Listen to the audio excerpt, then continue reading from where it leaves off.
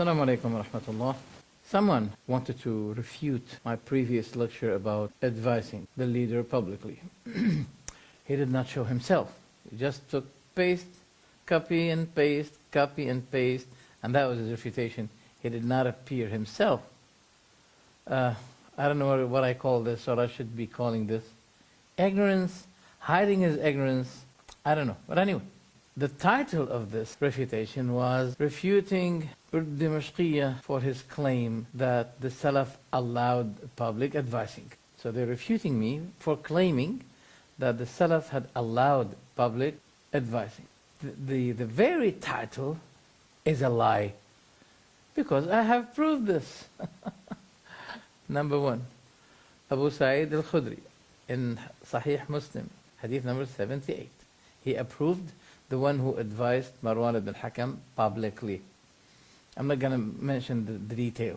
I have mentioned it before. Amara ibn Ru'ayba, when he said, may Allah cause ugliness to these hands that are raised in supplication on Friday. Any other time is allowed. But especially for the one who gives the sermon, raising up his hand, or the people, the attendants as well.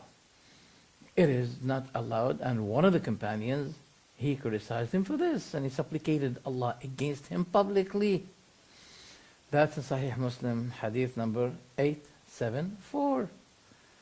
Awad ibn al-Samit, when he criticized Muawiyah for the matter of deal or selling, that Muawiyah said, I don't think there's anything wrong with it. So Awad ibn al-Samit, he said, I do not live in a place where Muawiyah is living. And the verdict should be like this, even if Muawiyah refused it. It is just like this, even if he humiliately disagreed. This hadith in Sahih Muslim, hadith number 1587. Uthman said, don't combine Hajj and Mit'ah in one go to Mecca. Let each be separately done. And go separately for Umrah and then go separately for Hajj. Then Ali said it publicly in front of everyone, including Uthman. He said, Labbaik Allahumma Labbaik, Hajj and Mit'ah combined. Then Uthman said, are you trying to oppose me? He said, I was not supposed to be leaving what the Prophet ﷺ had made it as a sunnah for us, for the say of anyone else. Hadith in Bukhari, number 1563, sorry. Also Hadith Abdullah ibn Amr against Ambasa, when Ambasa wanted to take a part of the land from his land. Then Abdullah ibn Amr prepared himself to fight Ambasa, the brother of Muawiyah ibn Abi Sufyan. Muawiyah gave him a management to supervise a certain region. So what did they do? They quoted to us Sheikh Salih al-Fawzan that, look, Allah said to Musa and Harun, go to Fir'aun and speak to him soft words of advice. This is not the topic. This is not the topic. The topic is about saying it publicly. In fact, the ayah is so clear that Musa went to him publicly and spoke to him publicly, not secretly. It's very clear. It's very obvious. Okay? So the ayah is talking about the approach. The approach has nothing to do with the matter of public advice or secret advice. So they bring these things to you as, they make you think that, wow, mashallah, that's the evidence. Bismillah, mashallah. They did not do anything. Did we disagree that it should be given in a soft way? No, we didn't disagree. That's not our disagreement. Our disagreement is, do we do it publicly? And by the way, they are hiding that we say secretly is the original way of approach. This is much better. As Sheikh Albani said, he said, originally the advice should be given secretly. But doing it publicly when it's not possible, then this is allowed. It's permissible. Then he said, beautiful word, when the ruler disobey the Sharia of Allah publicly, then the advice to him should be given publicly. فإذا رأينا أن الإنكار علنا يزول به المنكر ويحصل به الخير فلننكر علنا. فإذا الحاكم خالف الشريعة علنا الإنكار عليه علنا لا مخالفة للشرع فيه. Are you going to say that Sheikh Albani is mubtada'? Look at Sheikh Ibn Uthaymeen. He said, if we find that giving the advice to the ruler publicly that goes for the favor of the nation, of the ummah, and we most likely realize or analyze that there's no expected fitna to take place, then let's advise the ruler publicly. Are you going to say that Sheikh Ibn Uthaymeen is also mubtada'? This is your problem. Your problem that you avoid these facts. And you let people think that this is a matter of consensus. Now they translated my word consensus to the word ittiba', following. I hope they did not do it deliberately. I hope. I hope they did not deceive people. No. What I was saying, you are deluding people, having them to think that this is a matter of ijma'. That means the whole ummah agreed on it. No. I repeat, it's not a matter of agreement. No. First, the Salaf disagree with you. Those are, I brought evidences. I brought evidences. So I did not make any lie when I referred the public advising to the Salaf. I did not make any lie. Prove me wrong. Now, look what they did.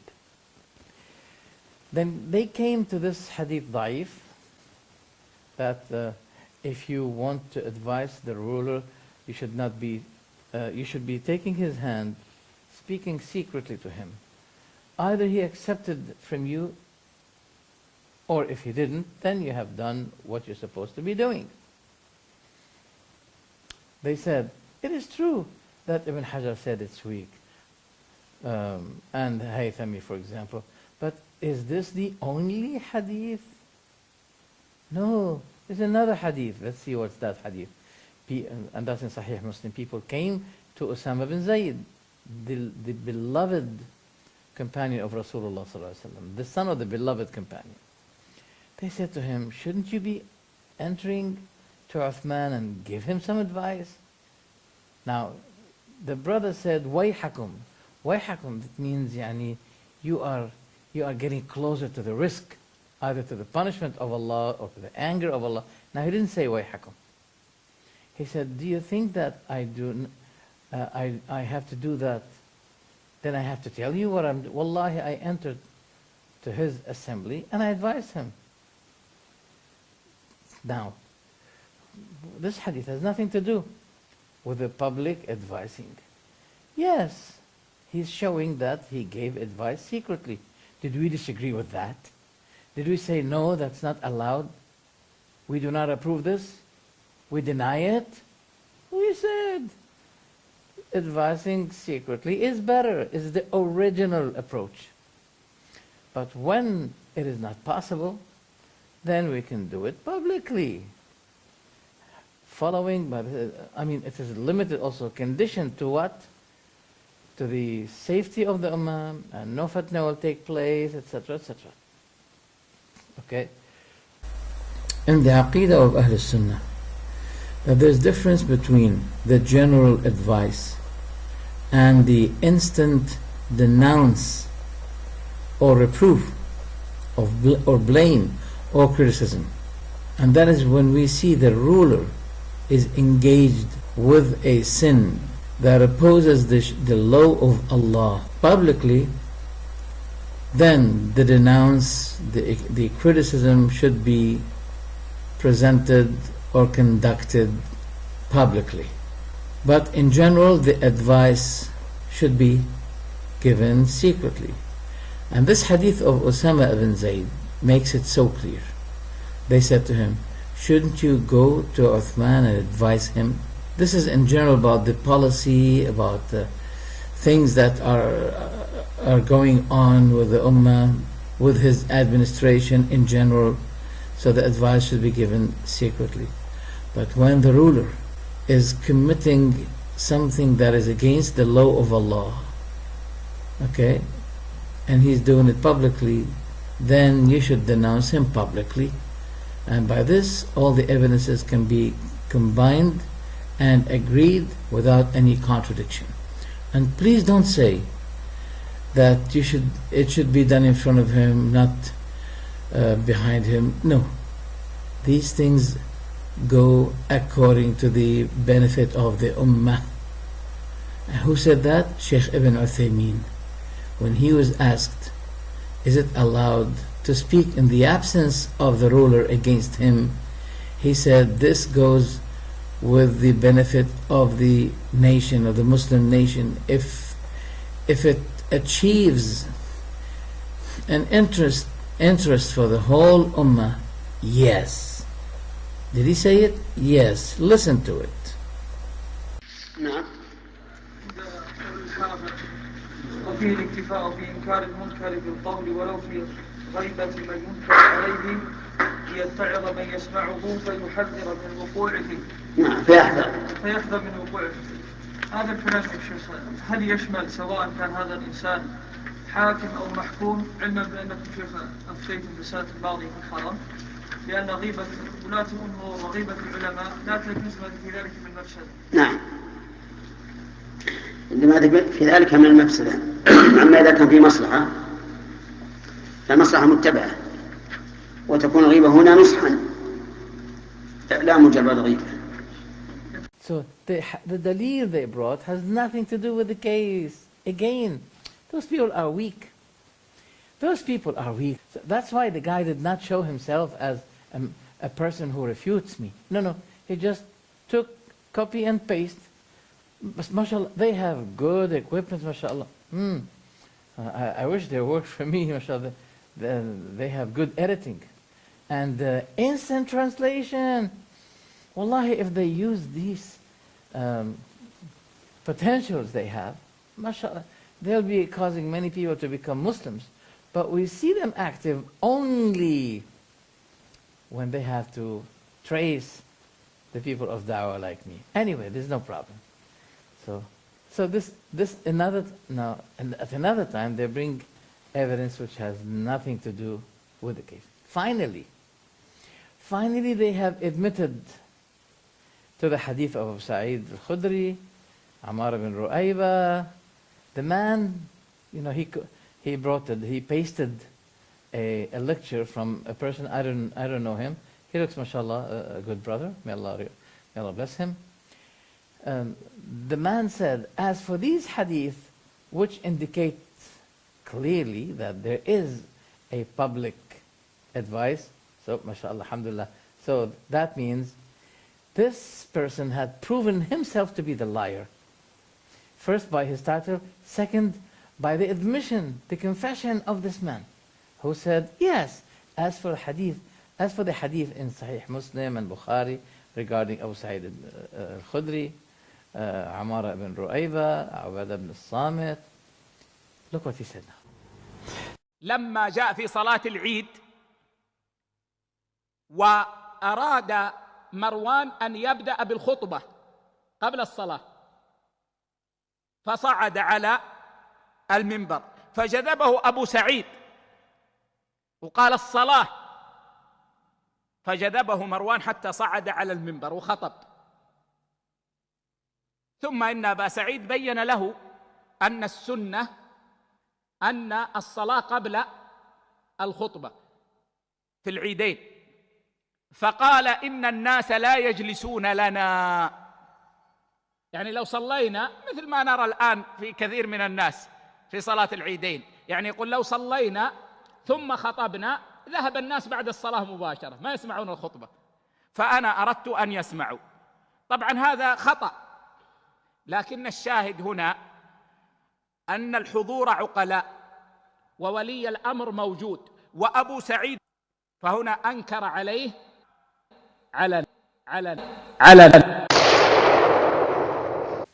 He said, yes, those people have given a public advice because the assembly is consisting wise people, magnified people such as Abu Sa'id al-Khudri. Okay, so people respect him. So he's saying to you that there is no fitna expected because those people are consistent in the assembly. Otherwise, it is not allowed. This reason given as a justification for the public denouncing is nonsense, because it means that we have no wise people, no smart people. So Ibn Baz is not a smart person. Sheikh Fawzan is not a wise person. So therefore now it's not allowed because there is no wise person. There's no good scholars. That's not true. This is nonsense. And also, it freezes the application of the hadith of Rasulullah. Whoever among you saw an evil, then he should be denounce it by his hand, or by his mouth, or by his heart. So are you telling us that we should not be denouncing the evil that we see in front of our eyes? If the evildoer is a ruler, that has nothing to do with Islam. And what opposes this also is that Sheikh Ibn Uthaymeen said, yes, it is permissible to denounce the ruler behind his back when there is a benefit for the ummah. So this will be considered as a matter of advice. So mashallah. So now, after admitting that public advice have been given by the Salaf, you're bringing now special conditions. So you guys, you have to have some wise people when you give advice to the leader. Is that all? So what did you refute me then? What did you refute me? That video, in a matter of fact, is an evidence against themselves, against them. So please, don't fool people. Tell them that this is a matter of consensus. Please, tell the translator not to translate the word consensus to ittiba'. No, ijma'. So that you have no consensus. You have no agreement. The Ummah did not agree. The Ummah is agreeing about taking the whole issues together. Don't deny next time that the Salaf had publicly advised. Otherwise, you are making a lie. Shame on you. You claim to be following the Salaf, and you are denying what the Salaf did. Prove me wrong. Tell people I lied. So that's why I have to say again, from the title of your refutation, you made a lie. And from the scholars you brought, they proved you a lie. And from the quotation you brought from Sheikh Fawzan was talking about the softness when you give a lecture. The softness when you give advice, okay? Don't broadcast your refutations, on Twitter, etc. That's what he's saying. Well, we respect what he's saying, okay? And this is best. We agree. Please, we agreed on this secret advice to be the original. We are more tolerant. You are denying that the Salaf had done public advice. So why do you have to deny? So we are more tolerant than you. You have no knowledge. That's why the person who refuted me did not show himself at all, not even for 1 second. His name is Bakhit al-Wahibi. I tried to look for his face. I googled his name. I think I found him. But I expected him to be more, to have more guts to have the guts on facing when he refutes me. Show yourself, give an answer, refute me personally. But you don't have the courage, you don't have the guts, because what? Because you don't have the knowledge. By this video, you have proven that you are weak and that you have no evidence. Wassalamu alaikum wa rahmatullah.